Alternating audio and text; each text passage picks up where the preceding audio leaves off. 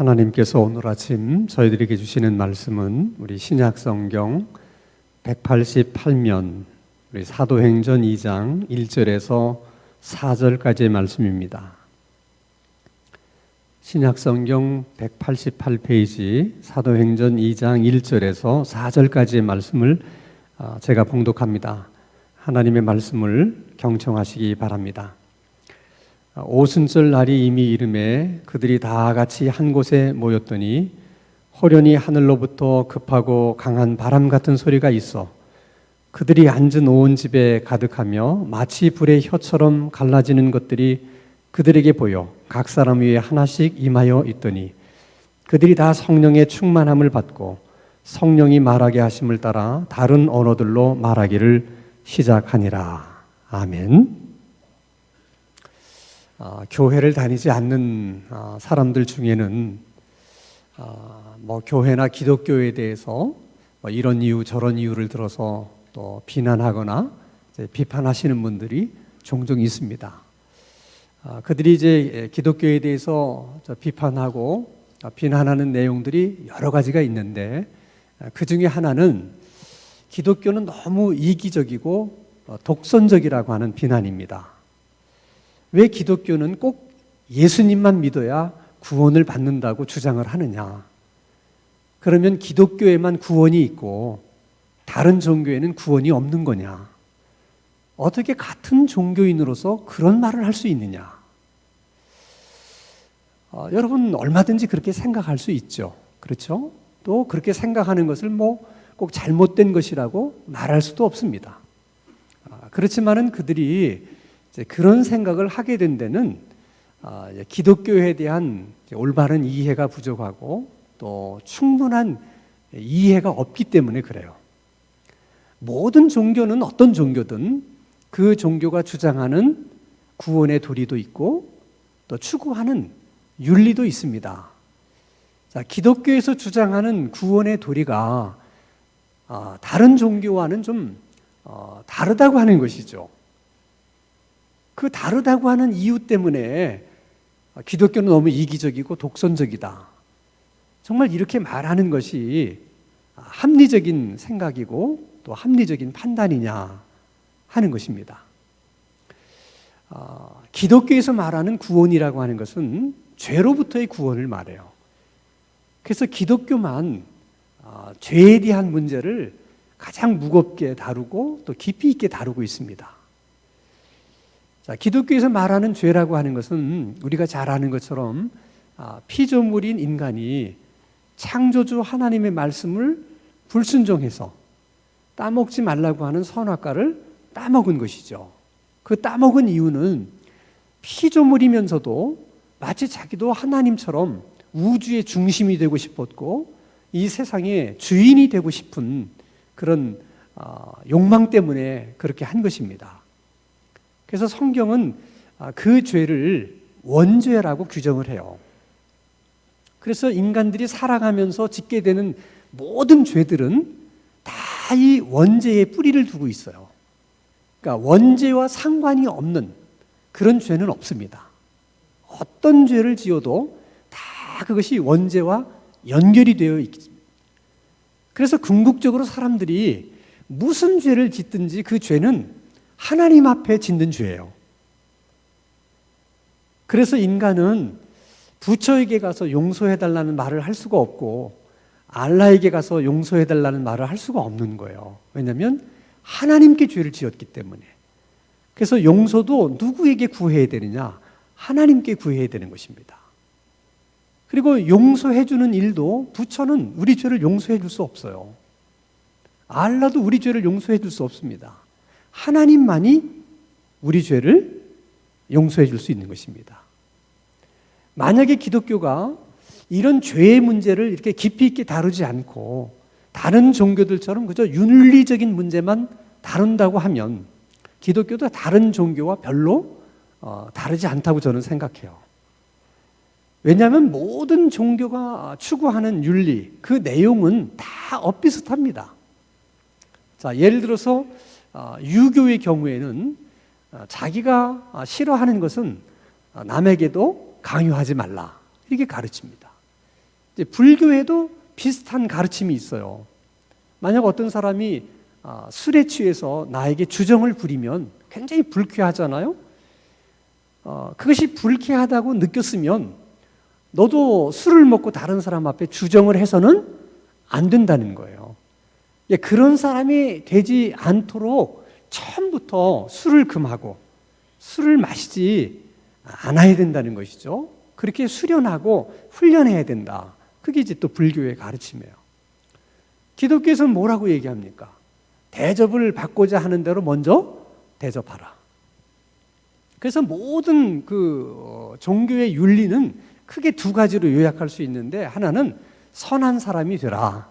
그리고 착하게 살아라. 이것이 일반적으로 사람들이 가지고 있는 종교에 대한 생각들입니다.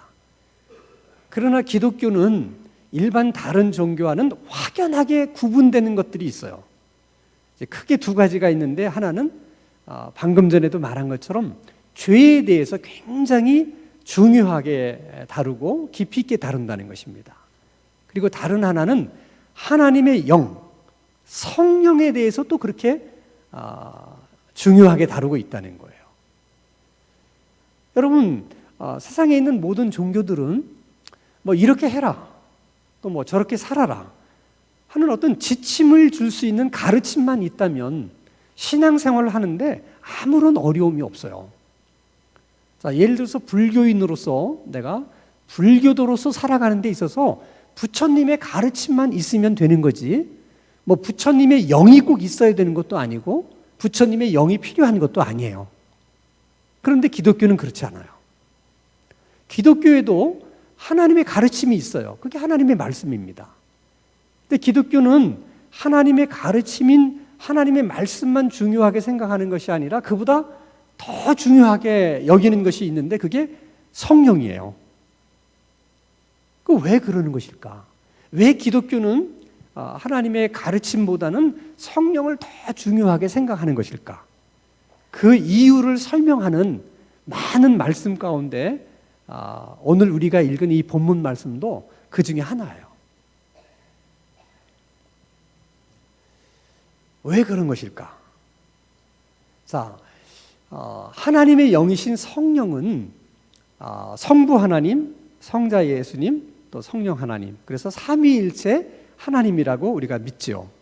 근데 그 삼위일체 중에 한 분이신 성령 하나님이 하시는 일이 뭐냐? 여러 가지가 있는데 가장 중요한 일은 이 물질의 세계와 영적인 세계를 연결해 주시는 역할을 하세요. 이 세상은 다 물질로 이루어졌지만 하나님이 천사들과 함께 계시는 그 세상은 물질로 이루어진 세상이 아니에요. 자, 우리들을 다 영적인 존재라고 그러지만 우리는 이 몸이라고 하는 물질을 가지고 있습니다. 그러나 하나님에게는, 천사들에게는 이런 물질이 없어요. 그래서 우리가 살고 있는 이 세상과 하나님이 계신 그 세상은 전혀 차원이 다른 세상이에요. 그리고 서로 아주 이질적인, 달라도 너무 다른 그런 세상입니다. 이렇게 차원이 다르고 또 서로 이질적으로 다른 그 두 세계를 연결한다고 하는 것은 생각처럼 쉬운 일이 아니에요.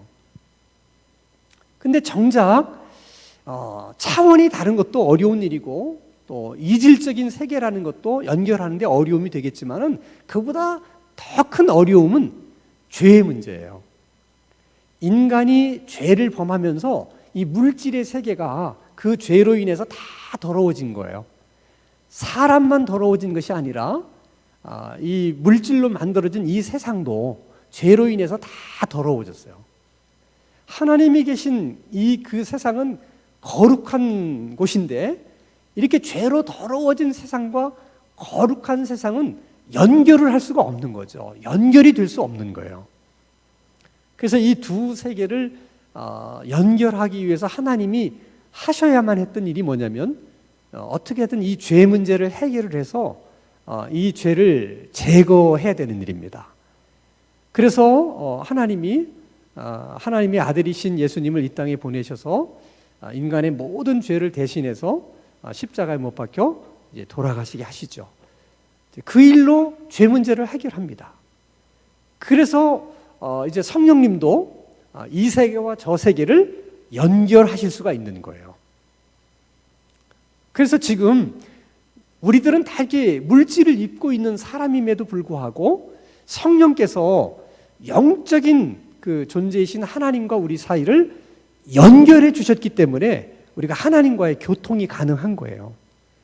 이렇게 하나님과 우리 사이가 연결되었다고 하는 것을 성경에서는 구원이라고 얘기를 해요. 근데 그 구원이라고 하는 것이 우리가 아는 것처럼 예수님이 이 땅에 오셔서 우리를 대신해서 죄값을 치르고 십자가에 돌아가셨기 때문에 우리가 구원을 받게 되었다. 그 말은 틀린 말은 아니지만은 그것만 갖고 되는 게 아니에요, 사실은. 성령이 그 구원을 받는 일에도 아주 깊이 개입을 하고 계십니다. 자, 예를 들면 어떻게 구원을 받으셨습니까? 물으면 우리는 예수님을 믿어서요. 그렇게 얘기합니다. 그러면 예수님을 믿는다고 하는 그 믿음의 내용이 뭡니까? 물으면 예수님은 하나님의 아들이신데 우리 죄를 대신해서 이 땅에 오셔서 우리 죄값을 치르시려고 십자가에 못 박혀 돌아가셨습니다. 그래서 우리가 하나님으로부터 죄를 용서받게 된 것입니다. 그것이 예수님을 믿는다고 하는 내용이죠.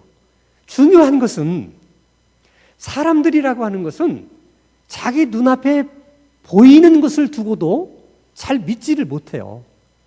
그게 인간이 가지고 있는 성향이에요. 여러분들은 눈앞에 보이는 건 다 믿으십니까? 절대 그렇지 않아요, 여러분.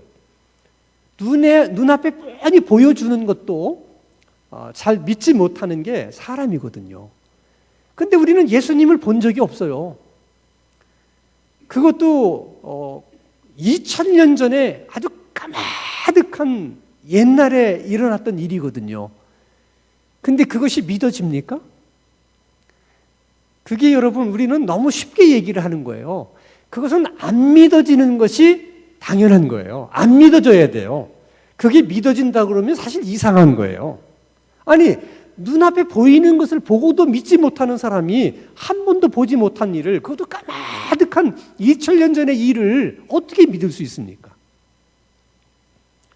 안 믿어지는 것이 당연한 것이고 믿어지는 것이 기적이에요.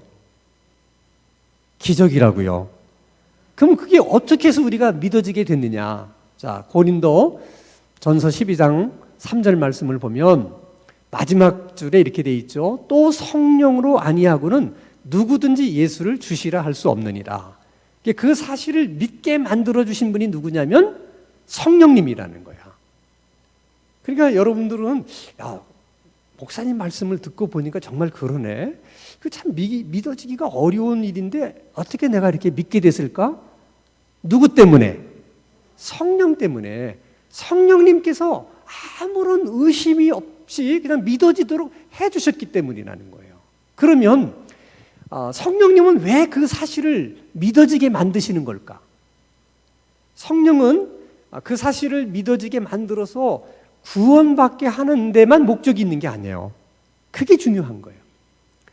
그 사실을 믿어지게 하는 이유는 우리로 하여금 구원을 받게 하기 위함인데, 구원을 받게 하는 궁극적인 이유는 우리가 구원받은 다음에 그 성령님이 물질로 이루어진 우리 몸에 들어오시기 위해서 그러시는 거예요. 이것은 여러분 너무 신비한 일이기 때문에 누구도 설명할 수가 없어요. 거룩하신 하나님의 영이 어떻게 물질 안에 들어오실 수가 있는가? 이게 설명이 안 되는 거예요. 그럼 우리 안에 물질로 이루어진 우리 안에 성령님이 들어와 계신다면 우리 안에 어디에 계신 걸까? 또 이 물질 안에 성령님이 어떤 방법으로 계시는 걸까? 이게 다 신비한 거예요.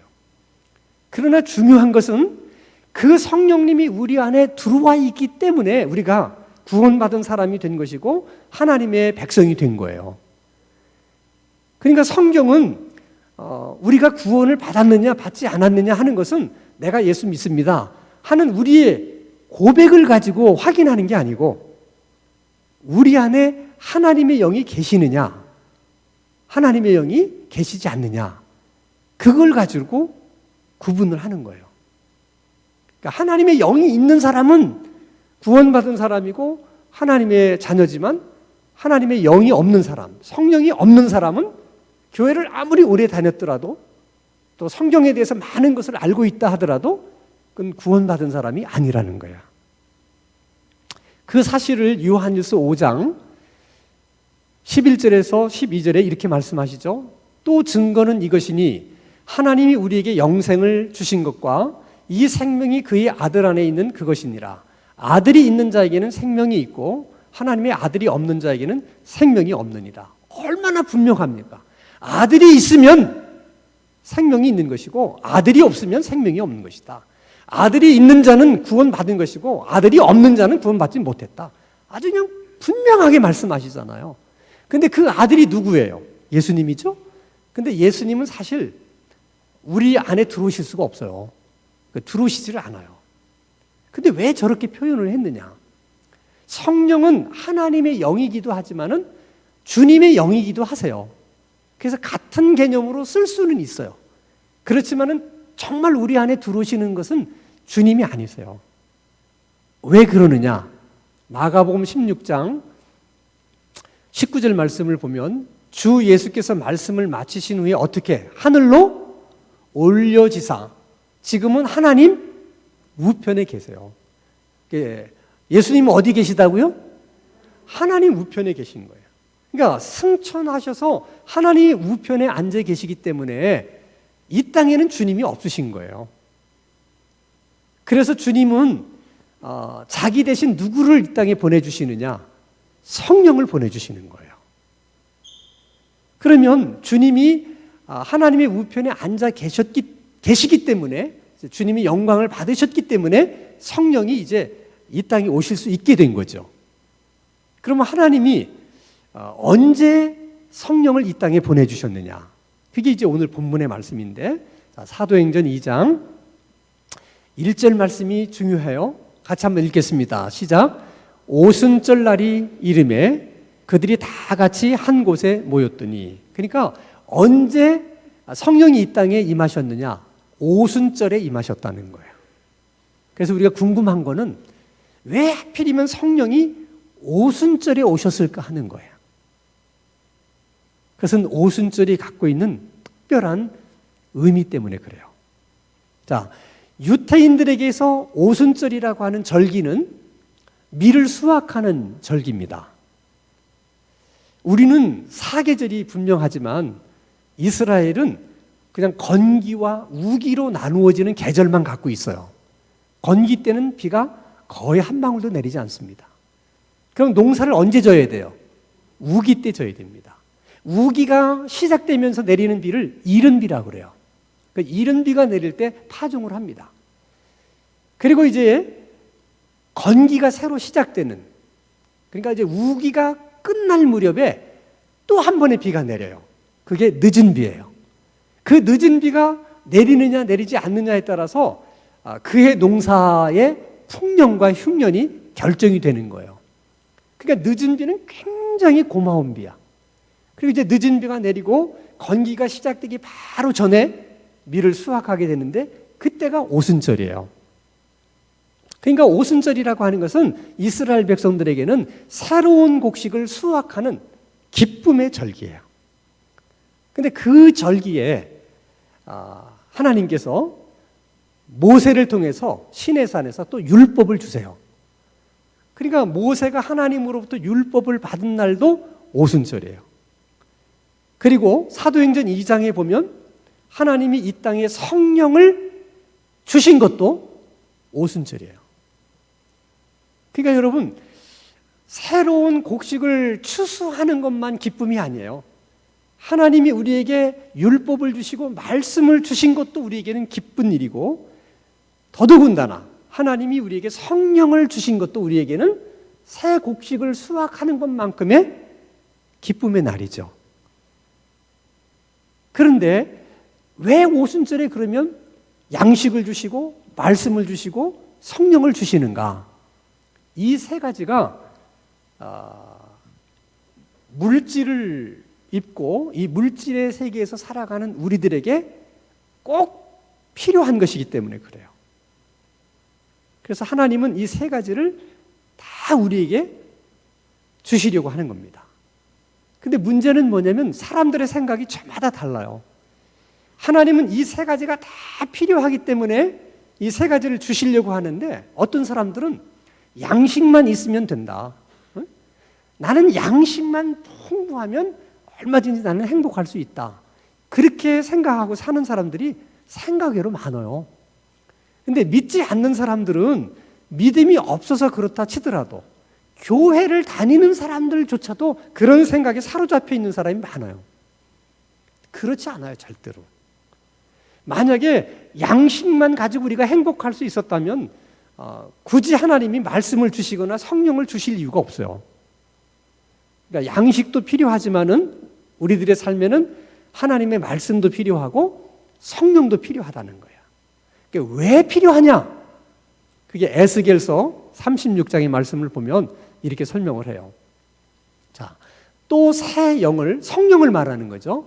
또 새 영을 너희 속에 두고 새로운 마음을 너희에게 주되 너희 육신에서 굳은 마음을 제거하고 부드러운 마음을 줄 것이며. 이렇게 물질로 이루어져 있는 우리들의 마음은 물질 세계의 영향을 받기 때문에 살아가면 살아갈수록 마음이 강팍해질 수밖에 없어요. 그래서 강팍해지기 때문에 하나님의 말씀을 주셔도 그 하나님의 말씀을 제대로 받아들이지를 못해. 다시 말하면 하나님 말씀이 이해되어지지도 않고 깨달아지지도 않는 거예요. 그런데 하나님은 우리들의 마음을 부드럽게 해주신다는 거죠. 뭐를 통해서? 성령님을 통해서. 그렇게 하는 이유는 하나님이 주시는 말씀을 잘 이해하고 깨달을 수 있도록, 그 말씀을 받아들일 수 있도록 옥토와 같은 그 밭을 만들어 주신다는 거죠. 근데 왜 그렇게 하시느냐? 그 다음번에 이유가 있습니다. 또 내 영을 너희 속에 두어 너희로 내 율례를 행하게 하리니. 성령께서 깨닫게 해주신 말씀을 그 말씀대로 지키면서 살아갈 수 있도록 또 성령이 도와주신다는 거예요. 그러니까 다른 종교와 다른 점은, 다른 종교는 어떤 가르침을 받았을 때 그 가르침을 받은 것을 각자가 자신의 노력으로 그것을 지키려고 하는 거예요. 근데 기독교는 그렇지 않고 말씀을 깨닫는 것도 성령께서 하시는 일이지만은 그 말씀을 지키면서 살아갈 수 있도록 해주시는 것도 누가? 성령이 하신다는 거예요. 그러니까 여러분, 성령님이 계시지 않으면 말씀을 깨달을 수도 없고 말씀을 지킬 수도 없는 거예요. 아니, 깨달아지지도 않은 말씀을 무슨 재간으로 지킬 수 있겠습니까? 말씀이 깨달아져도 내 힘으로 살아간다는 것이 너무 어렵잖아요. 근데 그것을 성령께서 그렇게 다 해주신다는 거죠. 그렇게 하는 궁극적인 목적이 뭐냐? 28절 마지막 구절에 내가 너희 조상들에게 준 땅에서 너희가 거주하면서 누구 백성이 되고 내 백성이 되고 나는 너희 하나님이 되리라. 그러니까 성령께서 말씀을 깨닫게 해주시고 깨달은 말씀을 지키면서 살아갈 수 있어야 비로소 하나님의 백성이 된다는 거예요. 그러니까 우리가 하나님의 백성으로 살아가도록 하기 위해서 성령께서 우리 마음을 부드럽게 해주시고 말씀을 들을 때 그 말씀을 깨닫게 해주시고 또 그 말씀대로 살고 싶은 마음을 주시고 말씀대로 살려고 할 때 살 수 있는 능력도 주신다는 거예요. 그러니까 여러분, 만약에 우리 중에 양식과 나는 말씀만 있으면 된다, 이제 이렇게 생각하고 그렇게 신앙생활을 하시는 분들은 정말 하나님이 의도하신 그런 신앙생활을 할 수가 없어요. 성령을 받지 못하면, 성령 체험이 없으면 기독교 신앙은 불가능한 거예요. 근데 만약 성령 체험 없고 성령 받지 않고 그냥 양식과 말씀만 가지고 신앙생활을 한다면 그걸 신앙생활이라고 할 수는 있어요. 근데 어떤 신앙생활이 되냐? 구약에 유태인들이 신앙생활했던 그런 신앙생활이 되는 거예요. 그러니까 바리새인들이 신앙생활했고 서기관들이 신앙생활했던 그런 신앙생활이 되는 거예요. 뭐 하나님 말씀을 지키기는 해야 되는데 항상 지킨다는 게 부담으로 느껴지고 그냥 무거운 짐처럼만 느껴지는 것이지, 그것을 행하는 데 무슨 기쁨이 있다든지 뭐 만족이 있다든지 그러지 못한 거죠. 왜? 자기 힘으로 해야 되니까. 근데 성령님께서 계시면 그 말씀을 지키는 일조차도 그분이 이렇게 지킬 수 있도록 능력을 주시고 힘을 주시기 때문에 말씀대로 산다는 것이 우리가 생각하는 것처럼 그렇게 부담스럽고 무거운 짐이 아니라는 거예요. 그러면 우리가 어떻게 성령을 이제 받을 것이냐? 자, 성령 받는 것은 우리가 예수님을 구주로 믿고 영접할 때 그때 이제 성령님이 우리 안에 들어와 계시니까 성령을 받은 거예요. 근데 성령을 받았다는 것과 우리 안에 있는 성령이 충만해지는 거하고는 별개의 문제입니다. 뭐가 다르냐? 그냥 성령님이 계신 분하고 성령님이 충만하신 분의 차이는, 그냥 성령님이 계신 분은 자기 안에 성령이 있다는 것을 자기가 인지를 못해요. 그래서 우리 신앙생활에 힘이 없는 거야. 뭐 믿는다고는 그러는 것 같고, 내가 교회를 다니니까 믿는다고 나도 그렇게 생각을 하는데 정말 내 안에 그 하나님의 영이 지금 계시다는 것이 느껴지지가 않는 거예요. 그런데 성령이 충만해지면 그게 아주 분명해져요. 내 안에 성령님이 계시구나. 이게 뭐 너무 확실하게 느껴지는 거예요. 뿐만 아니라 우리 안에 성령님이 충만해지면 그 충만해진 만큼 우리는 스스로 자족함을 느끼게 되고 자유함을 느끼게 돼요. 그것이 성령님이 주시는 은총이에요. 불교에서는 끊임없이 욕망을 버리고 우리의 마음을 자꾸 비워요. 그래서 빈 마음으로 되어야지 비로소 우리가 자유할 수 있다. 그래서 불교의 가르침은 계속 비우라는 거예요. 기독교의 가르침은 그렇지 않아요. 비우는 것으로 자유해지는 것이 아니라 하나님의 영으로 계속 채워지고 하나님의 영으로 충만해져야 비로소 자유함을 누리게 돼요. 예를 들면 여러분, 예수 믿는 이유 때문에 이제 순교를 당하는 분들이 많잖아요. 근데 순교라고 하는 것은 그냥 죽는 죽음이 아니에요. 예수 믿는 이유 때문에 끝까지 신앙을 고집하는 사람들을 세상 사람들이 얼마나 얄밉고 얼마나 밉겠어요. 그러니까 곱게 죽이지를 않아요. 굉장히 고통스럽게 죽입니다.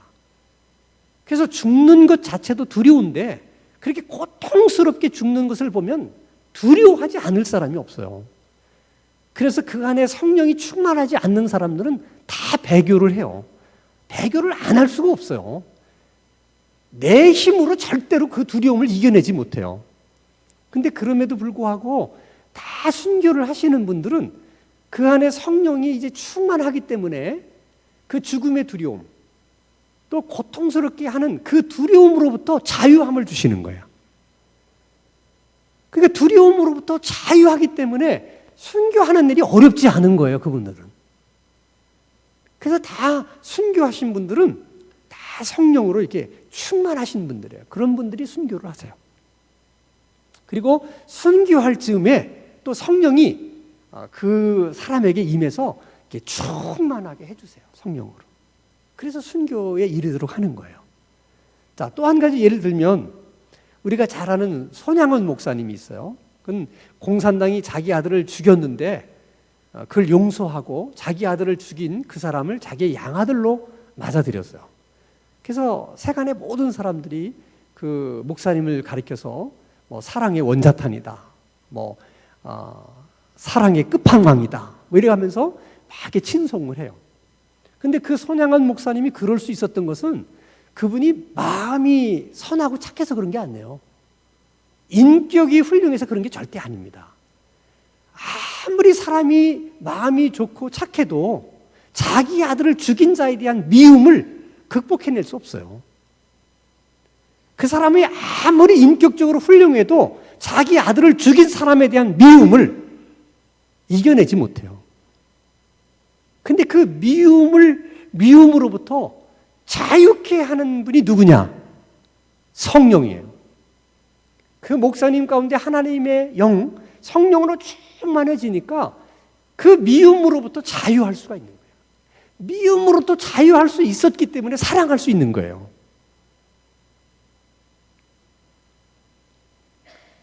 그래서 성령을 우리가 받는 일과 또 성령 충만하는 일이 이렇게 중요한 거예요. 그러면 어떻게 하면 우리가 이제 성령을 충만하게 받을 수 있느냐? 두 가지 길이 있어요. 하나는 성령님이 하시는 일이 있고 우리가 해야 될 일이 있어요. 그러니까 우리는 우리가 해야 되는 일만 하면 돼요. 우리가 해야 될 일 가운데 첫 번째가 뭐냐? 하나님의 영은 거룩한 영이기 때문에 빛과 어둠이 공존할 수 없는 것처럼 성령과 죄는 공존하지 못하세요. 그러니까 우리가 왜 성령에 충만하지 못하느냐? 그 이유는 우리가 분명히 예수 그리스도를 이렇게 구주로 믿고 고백하고 영접을 했을 때 우리는 죄 용서 받았어요. 네? 그렇죠? 그렇다고 해서 우리가 죄를 안 짓습니까? 그래도 죄를 또 짓잖아요. 그러니까 구원을 받았음에도 불구하고 계속 죄를 짓는 생활을 하고 있기 때문에 성령이 충만해질 수가 없는 거야. 성령님이 계시기는 한데 충만하지 못한 거예요.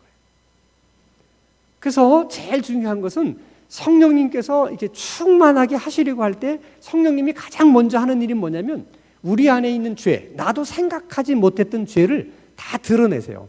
생각나게 하시는 거예요. 그거를 일단은 정리를 해야 성령이 충만할 수 있기 때문에. 그래서 성령 충만하려고 하면 기도하면서 우리 안에 이제 숨겨져 있는, 감추어져 있는 내가 잊고 있는 죄들이 무엇인지를 성령님이 좀 보여주시도록 계속 기도해야 돼요. 그럼 이제 그런 것들을 보여주시면 이제 회개를 해야 되는 것이죠. 그런데 오늘 회개를 했다 하더라도 또 내일 우리는 죄를 지을 수 있는 가능성이 항상 존재해요. 그래서 성령 충만이 어려운 거예요. 그러면 죄라고 하는 것이 어떻게 우리에게 오느냐? 죄가 우리 가운데 들어오는 통로가 있어요. 항상. 생각입니다. 생각으로부터 죄가 들어와서 그것을 행동으로 옮기게 되는 거예요. 그러니까 우리가 죄를 짓지 않으려고 하면 무엇을 지켜야 되느냐면 생각을 지켜야 돼요. 생각을. 근데 이 생각을 지킬 수 있는 무기가 뭐냐? 이게 하나님 말씀이에요. 하나님의 말씀을 그냥 머릿속으로만 알고 있는 것을 가지고는 생각 속으로 들어오는 죄를 막지 못해요. 그 말씀이 내 몸에 이게 새겨져야 돼. 몸에. 몸에 새겨진다고 하는 것은 완전히 말씀이 나의 것이 되어야 되는 거예요. 그러기 위해서 우리가 들은 말씀, 읽은 말씀을 또 암송도 하고 묵상도 하고, 그래서 그 말씀이 내 안에 이렇게 머물러 있게 되면 생각으로부터 들어오는 죄를 막아주는 역할을 해요. 그러니까 성령 충만한 사람들은 항상 말씀을 떠날 수가 없는 거예요. 끊임없이 말씀을 내 몸에 새겨서 이 죄를 견제해야만 그 충만함을 계속 유지할 수가 있거든요. 그리고 또 하나 우리가 해야 될 일은 그 성령이 충만해지도록 우리가 사모하고 기도하는 일이에요. 자, 누가복음 11장 13절에 보면 예수님이 놀라운 말씀을 하세요. 너희가 악할지라도 좋은 것을 자식에게 줄 줄 알거든 하물며 너희 하늘 아버지께서 구하는 자에게 뭐를? 성령을 주시지 않겠느냐. 그러니까 예수님은 공생의 33년 동안에 끊임없이 그 머릿속에서 떠나지 않는 것이 뭐냐면 성령이에요. 그러니까 성령은 믿는 자들에게 주시는 하나님의 최고의 선물이야. 그러니까 그것을 구하라는 거예요. 그러니까 한 번만 구하는 게 아니라 계속 사모하면서 구하는 거예요. 자, 2000년 전에 오순절날 마가의 다락방에 성령이 임했어요. 그들은 그 성령을 받기 위해서 열흘 동안을 기도해요. 아무것도 하지 않고 성령 충만을 위해서 10일 동안을 기도에만 몰입을 합니다. 10일 동안. 그리고 성령이 임했어요. 만약 열흘 동안 기도를 했는데도 성령이 임하지 않았더라면 그들은 15일, 20일, 30일 계속 기도했을 거예요. 그러니까 이 성령의 충만함은 한 번 우리가 그냥 뭐 사모하고 기도하는 것으로 되는 게 아니라 끊임없이 우리 삶 속에서 갈구해야 돼요. 열흘 동안 기도해서 안 되면 보름을 기도하고 또 이렇게 20일을 기도하고 계속해서 기도해야 돼요. 또 하나의 방법은 있는데 그것은 성령님이 우리를 이렇게 충만하게 해줄 수도 있지만 우리 스스로가 성령님에게 사로잡히기 위해서 우리 삶의 많은 영역을 성령님에게 내드리고 우리가 이제 순종을 하는 거예요. 우리 스스로가 이제 성령의 포로가 되기 위해서 우리가 노력하는 것이죠. 이게 우리들이 해야 될 일이에요. 그러나 우리가 이렇게 했다고 해서 반드시 성령으로 충만해지는 건 아니에요. 왜냐하면 성령이 충만해진다고 하는 것은 어떤 공식처럼 되는 게 아니에요. 그것은 성령님이 하시는 일이니까. 그러니까 성령님은 꼭 우리 생각처럼 하시지 않는데, 자, 우리가 이렇게 열심히 성령 충만하기를 위해서 준비했는데도 성령은 우리에게 충만을 주시지 않을 수도 있고, 어떤 사람은 전혀 이런 준비가 없는데도 그냥 성령이 확 그 사람을 사로잡아서 충만케 하실 수도 있어요. 예를 들어서 여러분 사사기를 보세요. 성령이 삼손을 사로잡으면 삼손이 사사가 되고, 기드온을 성령이 사로잡으면 기드온이 사사가 돼요. 근데 삼손도 기드온도 예후도 아무도 성령이 충만해지기를 위해서 이렇게 준비하고 이렇게 기다리고 그러지 않았어요. 그냥 어느 날 갑자기 성령이 임해서 그냥 그를 사로잡아 버리니까 그렇게 되는 거죠. 그럴 수도 있다는 거예요. 근데 그것은 성령님이 하시는 일이니까 우리가 어떻게 할 수 없고, 우리는 우리가 할 일만 하면 되는 거예요. 그렇게 하면서 기다리면 구하는 자에게 성령을 주시지 않겠느냐.